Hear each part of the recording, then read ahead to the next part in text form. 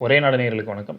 கடந்த சில தினங்களாக நாம் பார்க்கும்போது, ஐஎஸ் பயங்கரவாதிகள் கைது, இல்லை அவருடைய தொடர்புடைய ரைடுகளில் தமிழ்நாட்டுடைய பெயரும் அடிபட்டுக்கிட்டு இருக்கிறத நாம் பார்த்துக்கிட்டு இருக்கோம். குறிப்பாக இலங்கையிலிருந்து குஜராத் சென்ற அந்த ஐஎஸ் பயங்கரவாதிகள் வந்து சென்னை வழியாக சென்றிருக்காங்க. ஒரு முதல் விஷயம்.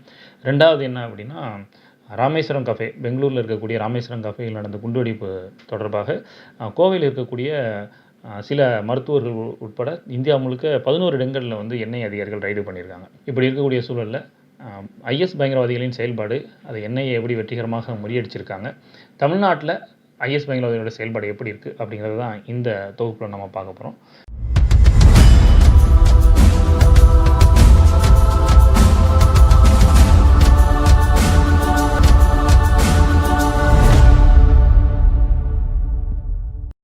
முதலாவதாக நம்ம பார்த்தோன்னா, ஐஎஸ் பயங்கரவாதிகள் மிகப்பெரிய செயல்பாடு அப்படின்னு நமக்கு பக்கத்தில் நடந்தது அப்படின்னு பார்த்தோன்னா, இலங்கை 2019ஆம் ஆண்டு ஈஸ்டர் பண்டிகையின் போது ஒரு மிகப்பெரிய குண்டு இலங்கையில் வெடித்தது. 250க்கும் மேற்பட்டோர் பலியானாங்க, 500 பேர் காயமடைஞ்சாங்க. அந்த தகவல்களெல்லாம் நாம் பார்த்தோம். இந்தியா முன்கூட்டி எச்சரித்தும் கூட இலங்கை வந்து கொஞ்சம் சரியாக நடந்து கொள்ளாததா, சரியான நடவடிக்கை எடுக்காதனால இந்த குண்டு வெடிப்புலாம் நடந்தது அப்படிங்கிற ஒரு தகவல்களும் அதுக்கப்புறமா வெளிவந்தன. இந்த நிலையில் வந்து சமீபத்தில் கடந்த ஏப்ரல் மாதம் பெங்களூர் ராமேஸ்வரம் கஃபேயில் ஒரு குண்டு வெடித்தது. இது வந்து அண்மையில் நடந்த முதலாவது சம்பவம். குண்டு வெடித்தோடனே இந்த சம்பவத்துக்கு காரணம் என்ன அப்படின்னு பார்க்கும்போது, அங்கிருந்த சிசிடிவிகளை ஆராய்ஞ்ச போது ஒரு மர்ம நபர் வந்து குண்டு வச்சுட்டு போகிறாரு அப்படிங்கிறது தெரிஞ்சது. குண்டு வெடிப்புனோடனையும் தானாகவே வந்து என்ஐஏ வந்து இந்த வழக்கு கையில் எடுத்தாங்க. முதல்ல சிசிடிவி காட்சிகளை ஆராய்ஞ்சு பார்க்கும்போது தொப்பி அணிந்த ஒரு நபர் அப்படிங்கிறத என்ஐஏக்கு கிடைச்ச முதல் குழு.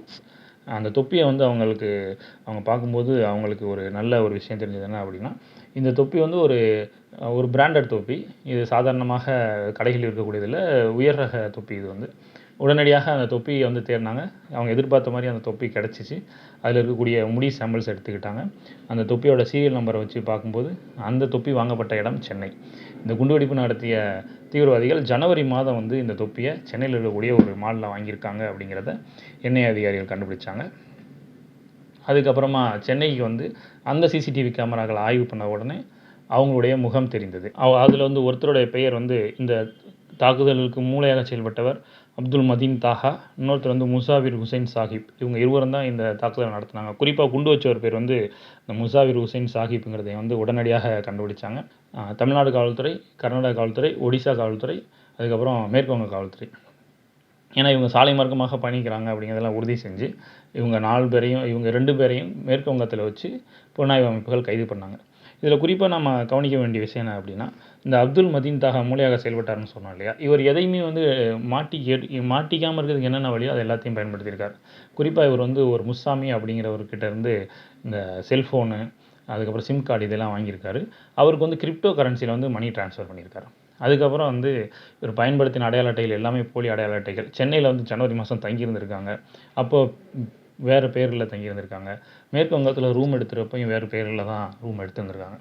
இவ்வளவு இருந்தும் கூட என்ஐஏ அதிகாரிகள் இது வந்து அவர்களை மிக திறமையாக செயல்பட்டு அவர்களை உடனடியாக கைது செஞ்சுருக்காங்க. மொத்த நெட்வொர்க்குமே சிக்கியிருக்கு. கிட்டத்தட்ட 11 இடங்களில் வந்து ரைடு நடத்தியிருக்காங்க, தென்னிந்தியாவில் மட்டும். இது வந்து என்ஐஏவுடைய அண்மையில் நடந்த முதல் சாதனை.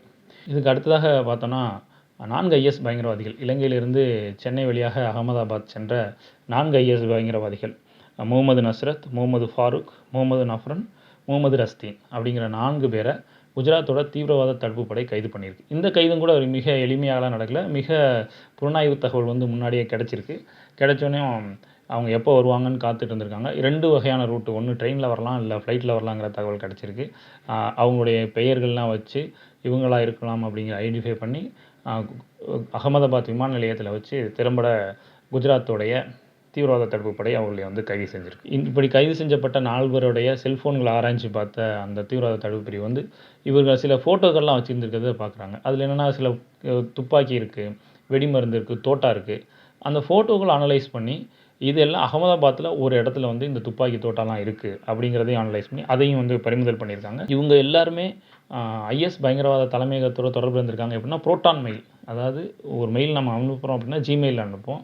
அது வந்து சாதாரணமாக போகும். புரோட்டான் மெயிலில் நீங்கள் ஒரு மெயில் அனுப்பும்போது அது வந்து என்கிரிப்டட் அப்படி போகும். அதாவது நம்ம வாட்ஸ்அப் மெசேஜ் மாதிரி யாராலையும் படிக்க முடியாத மெசேஜாக அவங்களுக்கு போகும். அந்த மாதிரி தொழில்நுட்பத்தை பயன்படுத்தி இவங்க வந்து அனுப்பியிருக்காங்க. அதையும் கூட என்ஐஏ மோப்பம் பிடித்து இவர்கள் 4 பேரும் வந்து ஐஎஸ்ஸுடன் தொடர்பு இருக்கிறதையும், பாகிஸ்தான்லேருந்து ஒருத்தர் வந்து இவங்களுக்கு உதவி பண்ணுறது, எல்லா பாகிஸ்தான் அந்த அவர்கிட்டருந்து இவங்க 4 லட்ச ரூபா பணம் வாங்கியிருக்குது, இந்தியாவில் இருக்கக்கூடிய தலைவர்களுக்குள்ள திட்டம் போட்டது எல்லாத்தையுமே வந்து கண்டுபிடிச்சிருக்காங்க. இது என்ஐஏவோட 2வது சாதனை. 3வது சாதனை வந்து சில செய்தி ஊடகங்களில் நம்ம படித்தோம். என்ன அப்படின்னா, என்ஐஏ வந்து 250க்கும் மேற்பட்ட பெண் அதிகாரிகளை கண்காணிக்குது. குறிப்பாக பன்னாட்டு நிறுவனங்களில் வேலை செய்யக்கூடிய பெண் அதிகாரிகளை வந்து கண்காணிக்க ஆரம்பிச்சிருக்கு அப்படிங்கிற மாதிரி ஒரு தகவலை பார்த்தோம். இதுக்கு என்ன காரணம் அப்படின்னு நம்ம வந்து படித்து பார்க்கும்போது தான் ஒரு விஷயம் தெரிஞ்சது. ஐஎஸ் அமைப்பு இப்போ வந்து பன்னாட்டு நிறுவனங்களில் வேலை செய்யக்கூடிய இந்தியாவைச் சேர்ந்த பெண் அதிகாரிகளை குறி வச்சிருக்காங்க.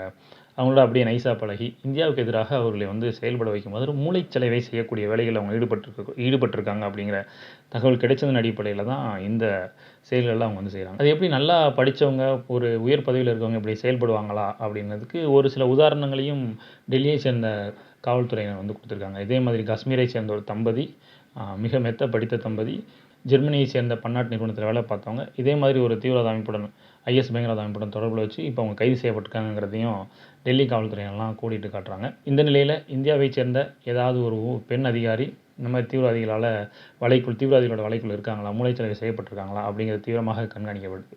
ஏன்னா இந்த ஐஎஸ் பயங்கரவாதிகளோட நோக்கம் என்னவாக இருக்குது அப்படின்னா, இந்த மாதிரி உயர் பதவியில் இருக்கக்கூடிய அதிகாரிகளை வச்சு நிறுவனங்களில் வந்து குழப்பத்தை ஏற்படுத்துவது, அதன் மூலமாக வந்து வாடிக்கையாளர்களுடைய நம்பகத்தன்மையை குறைப்பது, இந்தியாவுடைய பெயருக்கு களங்கம் விளைவிப்பது, ஒரு பொருளாதார சீர்குலைவை ஏற்படுத்துவது அப்படிங்கிறத எங்களுடைய முக்கியமான நோக்கம் இருக்குது. இந்த நோக்கத்தை தவிடுபடியாக்கக்கூடிய வகையில் ஆரம்ப கட்டத்தில் இதை வந்து கிள்ளி எறியக்கூடிய வகையில் 250க்கும் மேற்பட்ட இந்தியாவைச் சேர்ந்த இந்திய வம்சாவளியைச் சேர்ந்த பெண் அதிகாரிகளை, மேற்காசியாவில் வேலை செய்யக்கூடிய பெண் அதிகாரிகளை கண்காணிக்கும் பணியில் வந்து என்ஐஏ ஈடுபட்டு புலனாய்வு அமைப்புகளின் கையில் எந்த அளவுக்கு தொழில்நுட்பம் இருக்கோ அதே அளவுக்கான தொழில்நுட்பங்கிறது வந்து பயங்கரவாதிகள் கையிலையும் இருக்கிறத நம்ம பார்க்குறோம். நம்மள்கிட்ட என்ன ஆயுதங்கள் இருக்கோ அதே அளவான ஆயுதங்கள் அவங்களும் வச்சுருக்கிறத பார்க்குறோம். இப்படி இருக்கக்கூடிய ஒரு சூழலில் பயங்கரவாதிகளை கட்டுப்படுத்துவதோ அவர்கள் திட்டங்களை முன்கூட்டியே அறிந்து தடுத்து நிறுத்துவதுங்கிறதோ சவாலான காரியம்தான். நம்ம அண்மையில் கூட பார்த்தோம், உயர் பாதுகாப்பு நிறைந்த ரஷ்யாவுடைய தலைநகர் மாஸ்கோவிலே கிரெம்ளினில் அட்டாக் நடந்ததெல்லாம் நம்ம பார்க்குறோம். இந்த நிலையில் இந்த மாதிரி கிடைக்க சின்ன சின்ன தகவல்களை கூட மிக சரியாக வந்து மிஸ் பண்ணாமல் இந்தியாவில் இதுவரைக்கும் எந்த ஐஎஸ் பயங்கரவாதிகளால் எந்த பெரிய தாக்குதல்களையும் நடத்த விடாமல் தடுத்த இந்திய புலனாய்வு அமைப்புகள் உண்மைக்கே மிகப்பெரிய அளவில் பாராட்டுக்குரியது.